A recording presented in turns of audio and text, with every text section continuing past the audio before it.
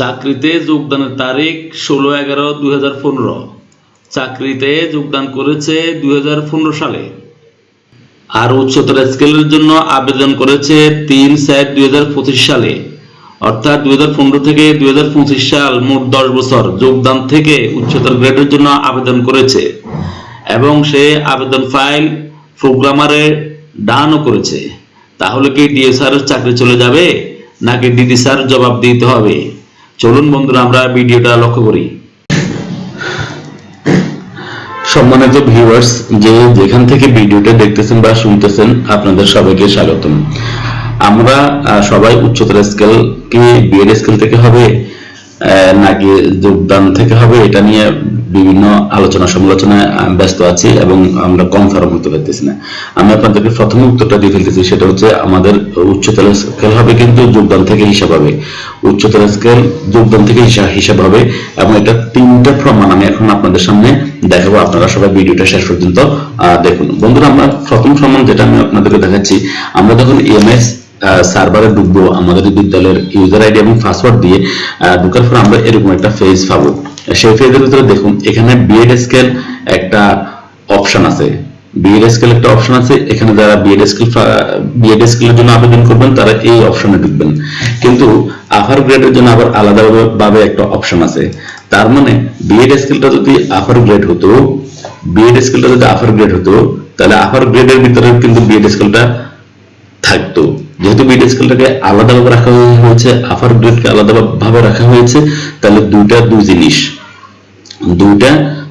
এটা আপনারা না জানার একটা কারণ হচ্ছে অনেকেই তো আপনারা সার্ভারের বিদ্যালয়ের ইউজার আইডি বা পাসওয়ার্ড আপনাদের কাছে নাই, এজন্য আপনারা এটা বলতে পারবেন না। প্রধান শিক্ষক এটা জানে। আচ্ছা, এরপরে তাহলে বিএড স্কেল এবং আপার গ্রেড দুই জিনিস, এটা একটা প্রমাণ আপনাদেরকে দেখালাম।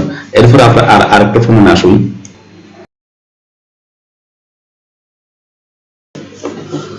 আচ্ছা, এরপরে দেখুন এটা একজন শিক্ষক, তিনি একজন অ্যাসিস্ট্যান্ট টিচার। তিনি যোগদান করেছেন 16/11/2015 তিনি যোগদান করেছেন কত? 2015 সালে তিনি যোগদান করছেন। 2015 সালে যোগদান করে তিনি এখন টাইম স্কেলের জন্য আবেদন করেছেন। 2015 সালে যদি যোগদান করে থেকে থাকেন তিনি তো বিএড স্কেল 2015 সালে পাননি।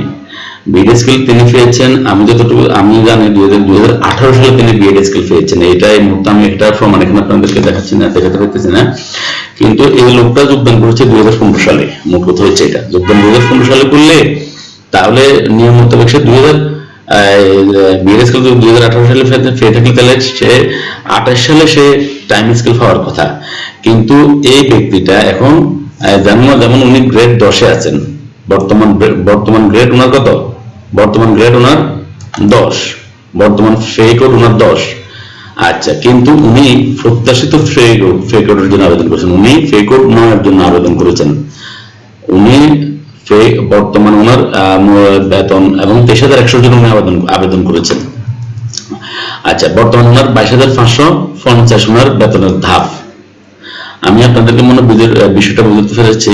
উনি মূল বেতন পাচ্ছেন 22,550 টাকা। তিনি এখন টাইম স্কেলের জন্য আবেদন করেছেন। তিনি যোগদান করেছেন 2015 সালে, এবং বিএড স্কেল পেয়েছিলেন তিনি 2018 সালে। সেই হিসেবে উনি 2028 সালে আবেদন করার কথা, কিন্তু তিনি এখন আবেদন করছেন। আবেদনের তারিখটা আমি আপনাদেরকে দেখাচ্ছি, একটু সাথে থাকুন। দেখুন ওনার রেজুলেশন হয়েছে 3/3/2025। 3/3/2025 সালে ওনার রেজুলেশন আছে। আমি আপনাদেরকে আরেকটা জিনিস দেখাচ্ছি ওনার রেজুলেশনটা।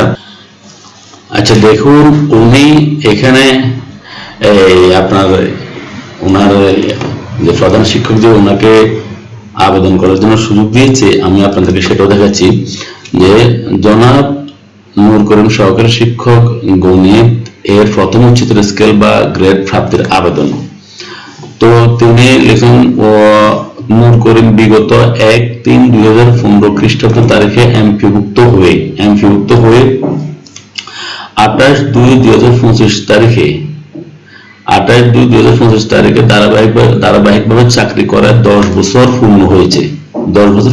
বিদায় তিনি এমপিও নীতি নালা 2021 অনুযায়ী প্রথম উচ্চতর স্কেল প্রাপ্য হয়েছেন, প্রথম উচ্চতর স্কেল প্রাপ্য মানে যোগ্যতা অর্জন করেছেন আর কি।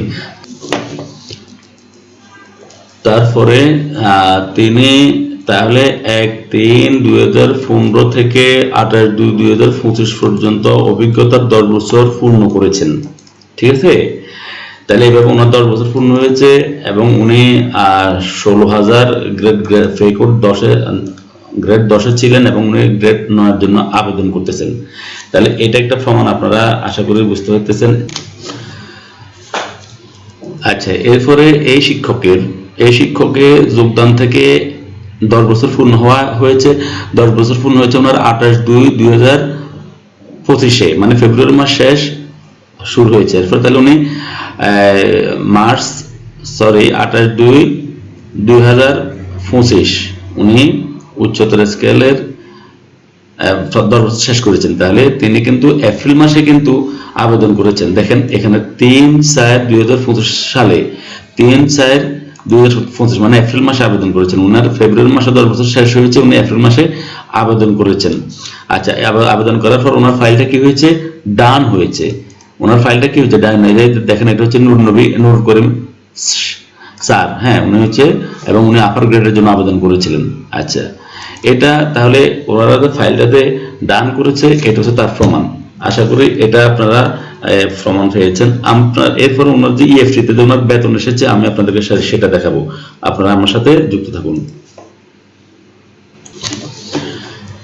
এই যে দেখুন, এটা হচ্ছে 2024-25 সালের অর্থাৎ অর্থ বাজেটের মে মাসের বেতন। উনি এপ্রিল মাসে আবেদন করেছে, উনি মে মাসের বেতনের সাথে স্যালারি পাবেন এবং উনি দেখুন 23,100 ওনার গ্র্যান্টেড হয়েছে। এই হচ্ছে নূর করিম স্যার। তারপরে এই নূর করিম স্যার কেমন। আচ্ছা, এখন নূর করিম স্যারের এইটা হচ্ছে, দেখুন এইটা হচ্ছে তার 23,100 স্কেল, ওনার 23,100 এসেছে। 23,100 মানে কি, উনি এখন গ্রেড 9 আছেন, দাফ 9 আছেন এবং 23,445 টাকা উনি সর্বসাকুল্যে উত্তোলন করেছেন। আচ্ছা যাক, আমি আপনাদেরকে মনে বিষয়টা বুঝাতে পেরেছি। আপনাদেরকে আমি 3টা প্রমাণ দেখিয়েছি। অর্থাৎ যে একজন শিক্ষকের সরাসরি আবেদনটা দেখিয়েছি এবং সার্ভারে যে একটা আছে সেটা দেখেছি, ইএফটিতে তার বেতন এসেছে এটাও দেখিয়েছি। আপনারা একটু কেউ বিভ্রান্ত হবেন না। যদি কোনো সমস্যা হয় আপনারা আমাকে কমেন্টে জানাবেন। যে কাগজপত্রগুলো করতে হবে দরকার আমি আপনাদেরকে আবেদন করে দিব। আপনারা আমাকে একটা টাকাও দিতে হবে না, আমি বিনা পয়সায় আপনাদেরকে আবেদন করে দেবো এবং আপনাদের ফাইলটা অ্যাপ্রুভ হবে, এটা নিশ্চিত থাকেন। তো সবাইকে ধন্যবাদ জানিয়ে এখানে শেষ করছি। আল্লাহ হাফেজ।